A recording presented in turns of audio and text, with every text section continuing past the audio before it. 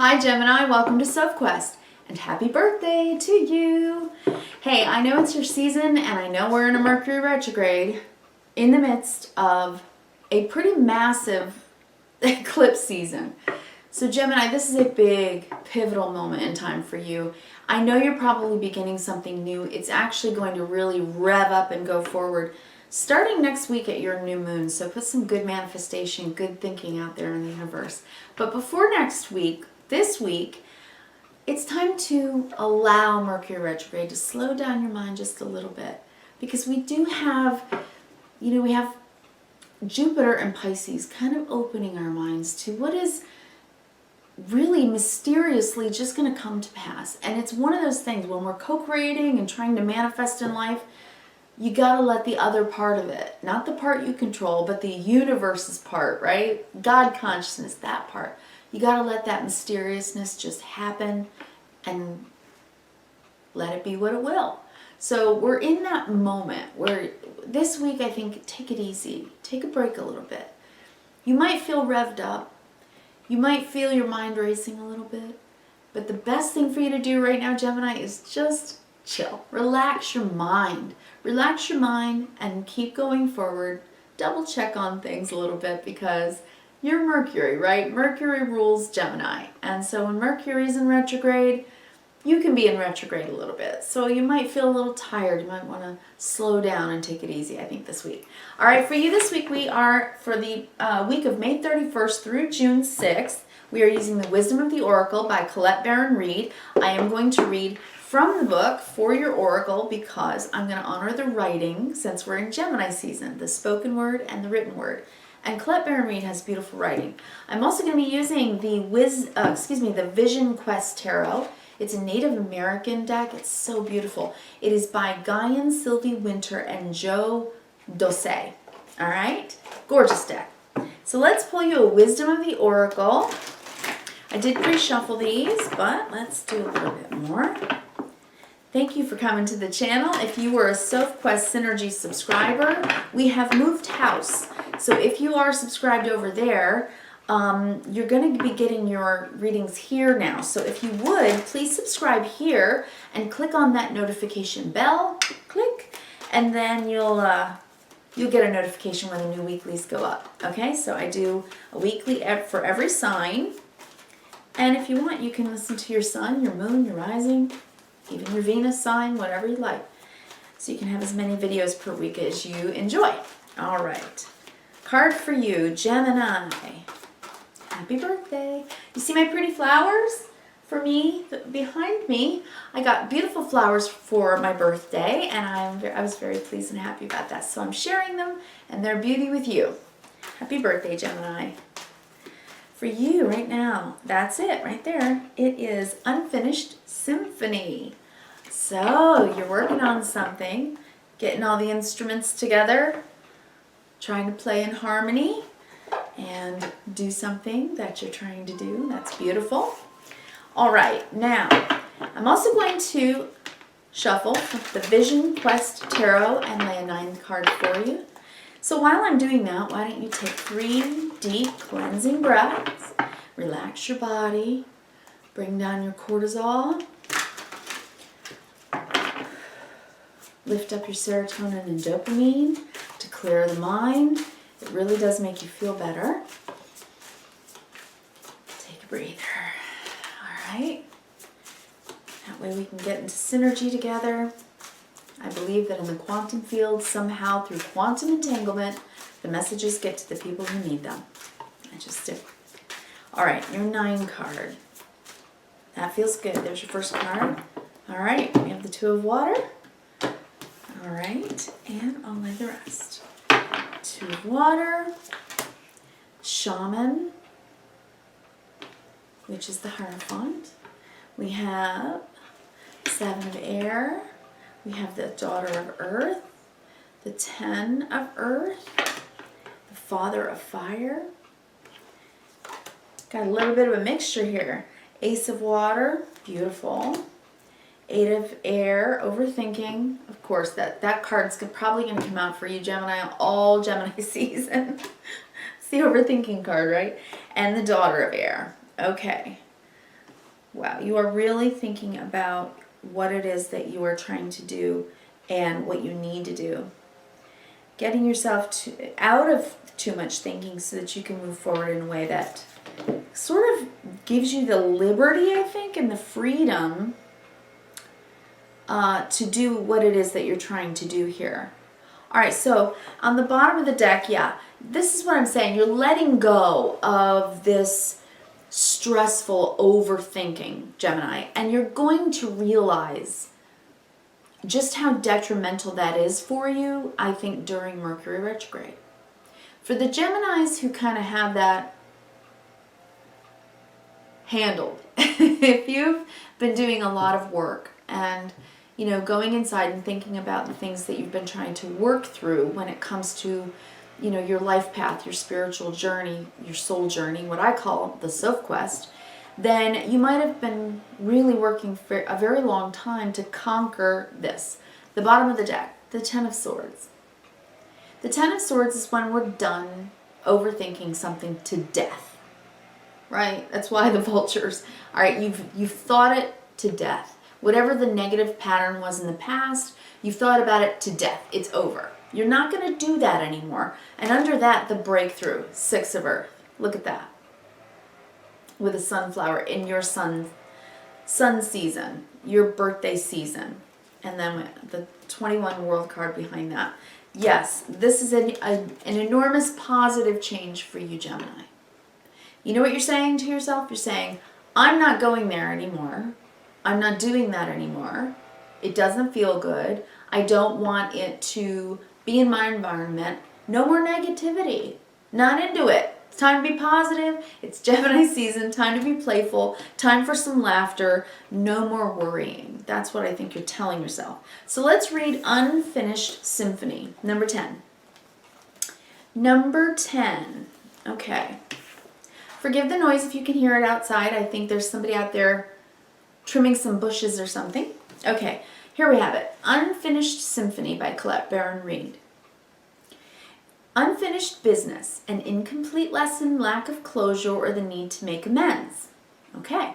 This is a time to tie up loose ends as you near the completion of a cycle or project and mastery of a lesson or skill. What did I say? The mastery of a lesson or skill. This Ten of Swords. That's what you're mastering, Gemini. You're saying no more negative thinking. Okay, before you can move forward, it's important that you come to terms with where you are right now. So yeah, it's good to be honest with ourselves, right? To check in, to do a checks and balances on what we think, how we think. You know, what is your narrative, Gemini? That is very important for you because you're ruled by Mercury. Your intellect, your way of thinking matters very much to your well-being. So it's important that you keep your thinking really positive and hopeful, you know, and empowering to you, I think. Okay, so it's important to come to terms with where you are right now. Practice radical acceptance. Take inventory so that emotional and psychological closure can occur, and the answers you seek will be found. You can't move forward if you're leaving things unfinished. Okay. Reflect on what has passed so that the symphony can finally end on a high note. That is beautiful. And I'll see if I need to read any more of that message once I take in your spread. So, what is it that you wish to have closure on? You know, closure. So whatever it is, you're having this breakthrough about it right under the deck. All right, let's take a look at the 9 card here. All right, I'm going to take this in for just a second. Take a deep breath and perhaps a sip of water. One moment, please.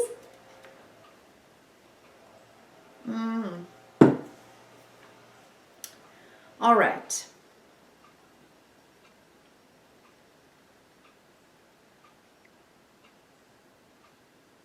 I think in the first line here, we have the 2 of water, the shaman, which is the Hierophant, and the 7 of air.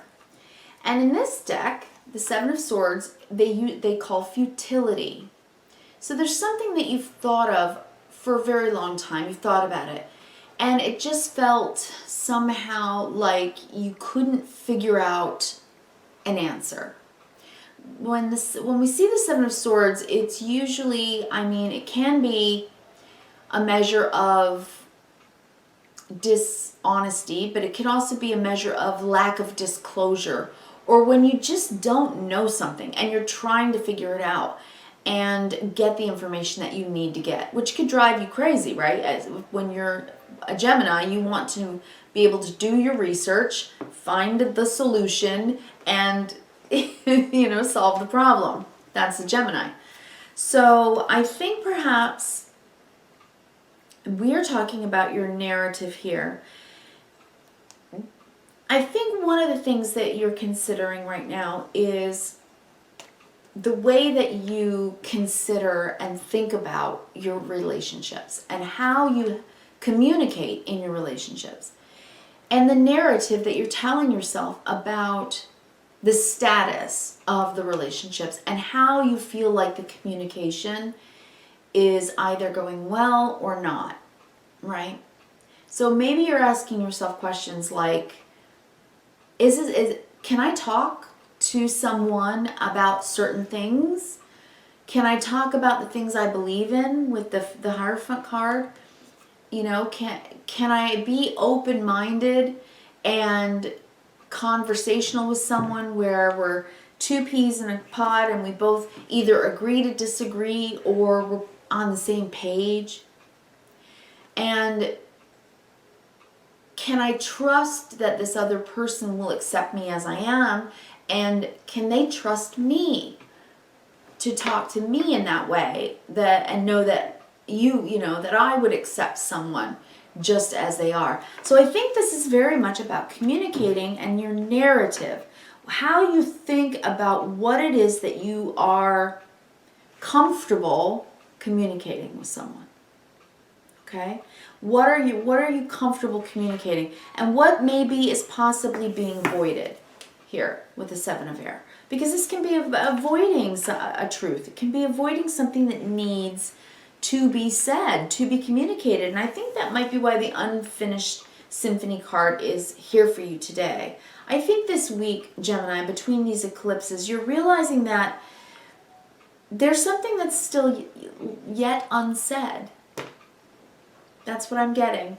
There's something here that has been left unsaid. And I think that you're trying to basically either heal it or figure out a way to solve the problem. Because with the Daughter of Earth, this is a message about, you know what, you're committing yourself to the long-term, deep resolution and understanding of whatever this issue is, right? You're in it to win it. The Ten of Pentacles is long-term commitment. And with the Father of Fire, you care with your whole heart. This is like, I want this, I care about it, I'm in it for the long haul, and so I'm willing to speak about it and plant that seed and say, okay, let's talk about whatever this unfinished symphony is for you.